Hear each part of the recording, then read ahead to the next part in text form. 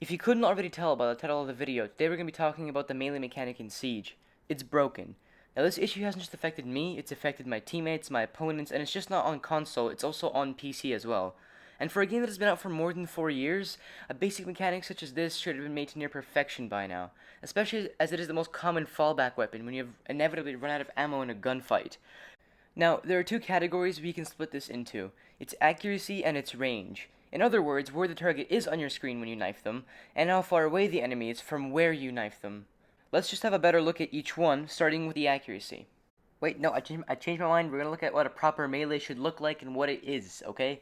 In this clip, I potato the rook. He hasn't noticed me, so I run up to him, melee him within a meter while directly looking at him. The next two clips will look very similar because I melee the enemy within a meter while directly looking at them, which makes perfect sense because the accuracy and the range are not outrageous.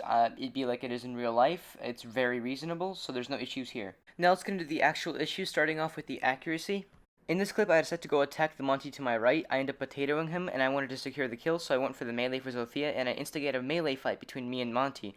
Now, interestingly enough, here, I melee the Monty even though he's all the way to the right of the screen, which makes no sense whatsoever. Reversing the roles a little bit here, something very similar could be seen where me and Alibi get into a little knife fight, and I melee her when she's all the way to the right of me. But this time I knife her with the left hand, not the right hand. In this thing, something very similarly happens. However, Michael doesn't end up killing the guy when he's all the way to the right of the screen.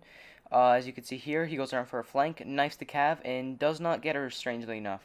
Here we can see Schmeck get into a knife battle with Cav. It gets quite messy. However, at the beginning, it feels like he should have gotten her before, especially because we established the logic of even if they're off screen, you could be able to get them. Now, I've done enough talking about the accuracy, so I'll just allow this clip to speak for itself.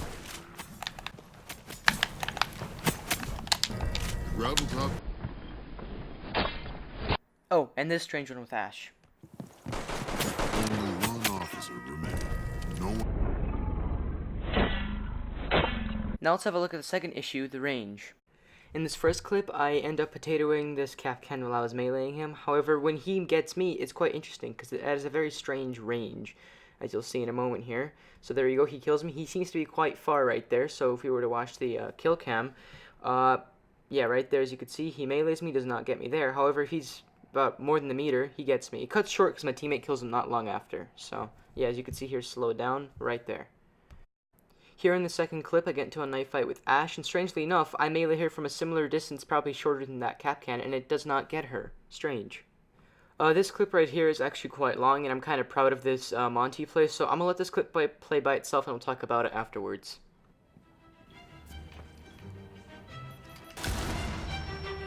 Two there. Two there.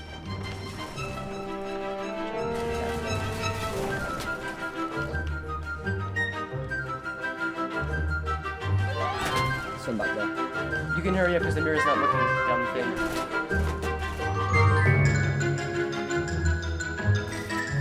They're breaking the door.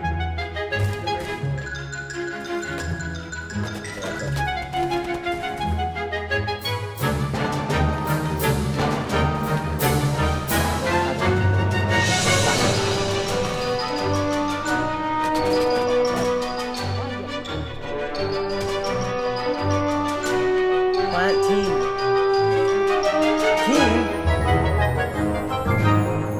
You got an echo as well.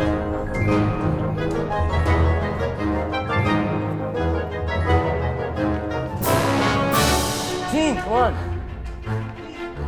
Yeah, I'm chewing stuff. Yeah. Did I block it? Yes, I did. I did block the echo. That's good.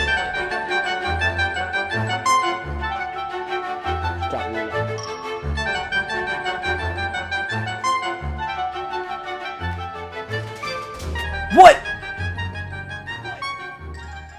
Okay.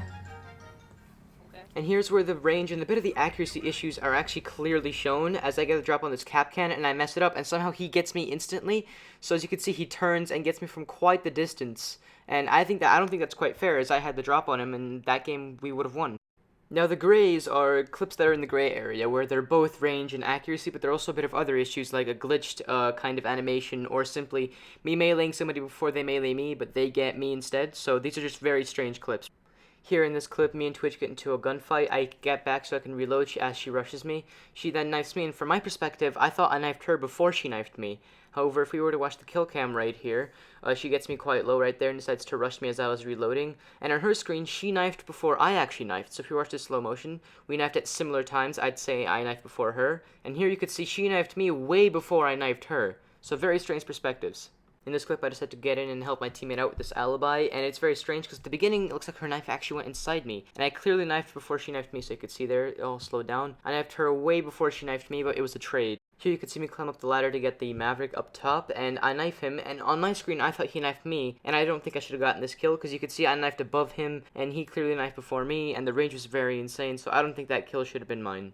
This last one isn't really a range or an accuracy one, it's just I hear the switch around the corner, injure her, and I get a very weird melee animation, as if I'm meleeing a hard concrete wall. After the Western event was released, me and my friends noticed these problems to be a lot more obvious, and we decided to go and test them out in custom games, so here's what we saw. Firstly, we had to look at how far your knife actually goes when you're knifing, and we made sure that no parts of the gun are actually any part of your hitbox. And interestingly enough, we found out that your fingers don't have a hitbox. They aren't part of anyone. This is probably because of how many different positions they're in with different grips and different guns.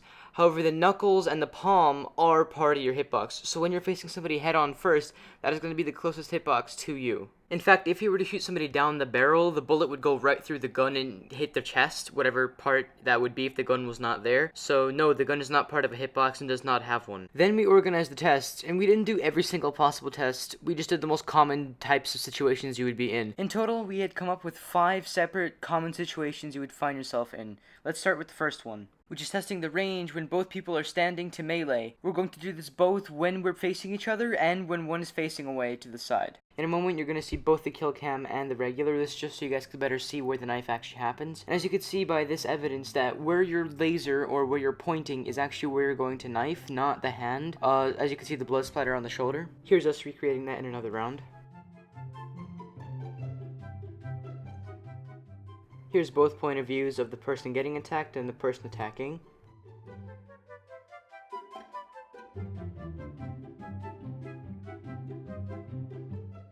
And here's what it looks like to an outsider. Actually, I'd like you guys to pay very close attention to this, because if you look closely, you notice that he doesn't even reach alibi whatsoever. His hand doesn't even go past the barrel of the gun. And strangely enough, the closest body part is going to be the hand on the grip. However, the blood splatter comes out of the face, meaning that he actually knifed her in the face, even though his hand was definitely nowhere near there. Here's us once again trying to recreate that in another round.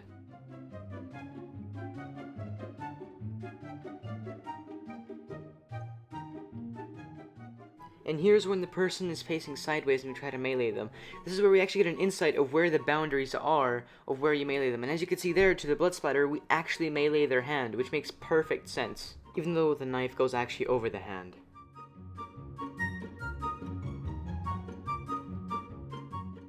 Now we're going to move on to the next test, where we're going to do the exact same thing but with crouching.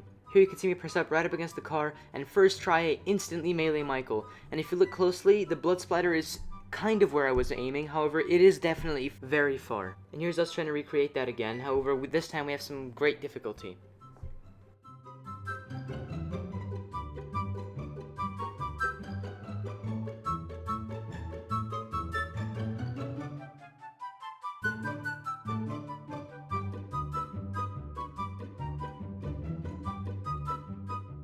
Now we're going to move on to the third test. In this one, we're going to have one where the person that's getting melee is going to be facing us, and one where the person getting melee is going to have their feet towards us instead.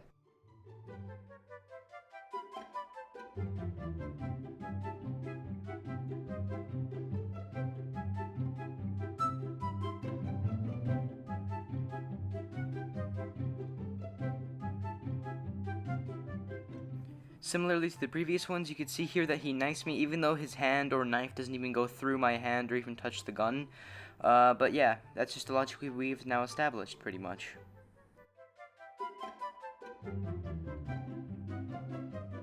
Here we're doing it feet first, and as you can see the exact same thing. His hand doesn't even go near my feet on my screen, and on his screen, same thing.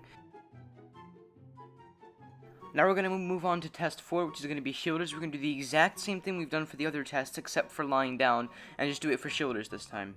Out of all the crouching tests we have done, this one was the worst one ever. As you could see right now in a minute, he's going to melee Alibi from a very far distance, not even reaching her gun, and forget about the hitbox. It's an insane range right there, as you could see.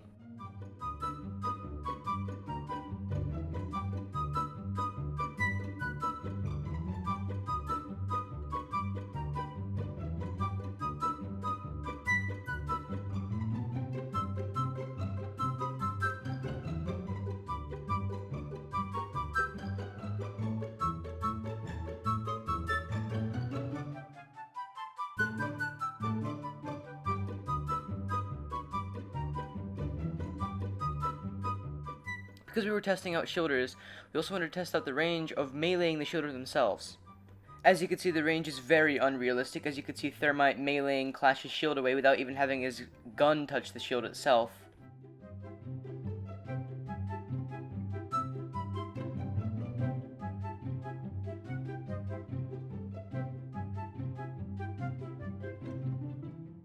Now, we were amazed by the insane range that you can melee a shielder from, and we were very trying to push the limits here. As you can see, very massive distance and difference between Clash and Thermite here, and yet Thermite is still able to melee her, which I guess could be a buff, but we don't really think so. And then here's the maximum we could ever get to the melee. It was really insane here. We decided to test Monty as well, and turns out his hitbox is very similar to Clash's, probably the exact same, and similarly could be found in all shielders. Any shielder, Blitz, Fuse, and the Recruit, and the unextended shield for Monty all have the same hitbox, and as you can see, it is very far.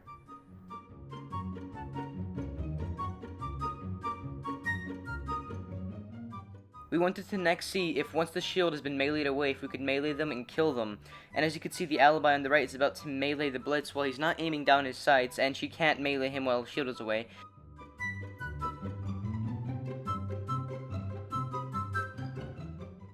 Now Alibi moved a little bit closer, and we're going to do the exact same thing as he's aiming down. And as you can see, if you're a bit closer than usual at that maximum range, you could still get him, which is, I think, very much unfair towards the shielder. Finally, our last test is going to be the accuracy test, in which we're going to basically see where's the limit where the person has to be for you to be able to knife them. The first half of the test is going to be with walls behind, and we're going to begin going left to right to test that weird melee animation that it gives you. As you saw right there, we meleeed Alibi with the magazine of the gun rather than the knife. Something great about this is that you can actually see the magazine in these clips is actually touching Alibi, or it looks like it should be touching Alibi, so the melees do make sense left to right behind a wall. Most of the time anyway.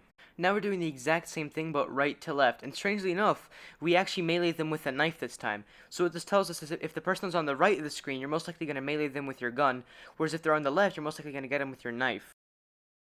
Now we're back to doing it left to right, however this time there's going to be no wall behind us, so it's just going to be air. The animation is different now that it does not see a wall behind us, as we're no longer meleeing each other with the gun, we're actually meleeing each other with the actual knife going left to right. Meaning that if there's no wall behind you and you're on the right side of the person, you're most likely going to be meleeed by their knife rather than their gun.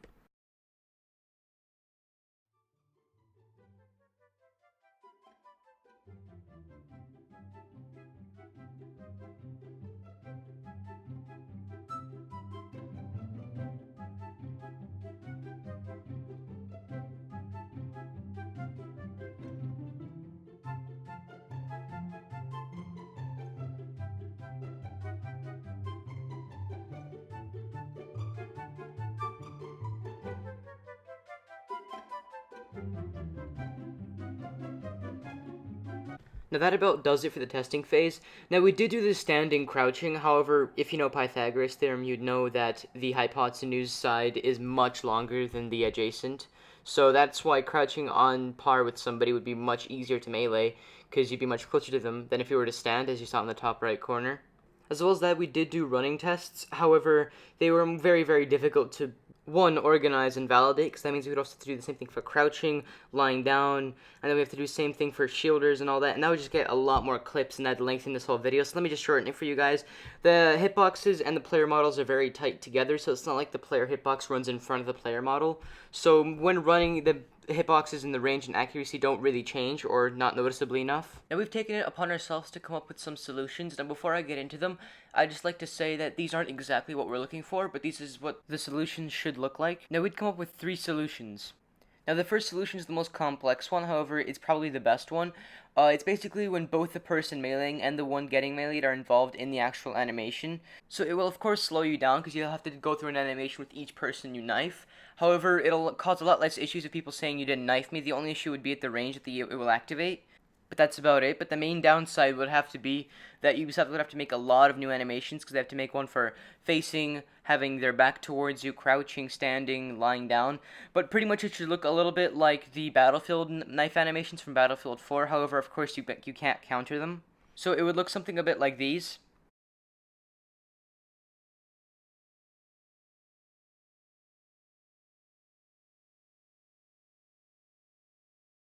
The second solution is the easiest and takes the less time, so pretty much it's going to be the exact same thing, but instead of having this stupid swipe animation with your knife, instead it's going to be a stab, because it's more realistic, first of all, because if you were to search up knife-to-knife combat in the military, a lot of them try to stab each other, because of course that'd be more lethal than trying to swipe somebody. Especially swiping somebody in the foot wouldn't really kill them, same with the chest, but however, stabbing them would definitely kill them. You keep the same pace, it'd be the exact same thing, just the wall melee would remain the same, because I like that one. It'd be less misleading because it'd be a forward stab, so, you know, it'd be a lot more accurate, and it'd take a lot less work to remake. In fact, it should look a little bit like the TF2 spy kind of animation that we have here. Well, I took a little funny gif, but yeah, this is what it should look like. But you get the idea, the swipe is really stupid. Like, here you could see a proper stab, which should be what it should be like in the first place. Now, the third solution is more for shielders, because this is probably my favorite solution of all time. Now, I'm making this video before the actual announcement that came about the shielders injuring after their first hit, which I think is great, but not as good as it should be. So this one, pretty much, instead of a swipe, again, they're just going to thrust their shield forward, which you guys will see in a moment. One, it'll be less misleading. Two, it'd make more sense, because why would a shielder expose themselves, try to swipe a heavy metal object in your face? Two, it would be a 2-hit before you injure them, so 50 health would be taken off each time. It make them a lot more defensive, and as well as that, with every thrust, they basically stop aiming, and they do a bit like of a nomad animation, but they don't fall, so they just stumble back a bit, which I think would be great. Yes, here's what it would look like. I did make this animation by myself, so that's why it doesn't look that good, but yeah, that's what I think it should look like. Obviously, on the right is the shield with the blue, and then on the left is the person that's taking the hit. So in summary, the range with when you knife somebody is way too big. I think that should be reduced. The accuracy is alright. It could be tweaked a little bit because there are those moments where it doesn't make any sense. The animation should definitely change because they are one of the issues with the actual problem. But yeah, that's about it. That's gonna do it for today, guys. Thank you all so much for watching. This video took so long to make. It took me 3 days just because I'm not used to editing this much. So sorry for not uploading anything for a while. But yeah, thank you guys. Hope you guys enjoyed the video. I think. Okay, and mine. Oh, here.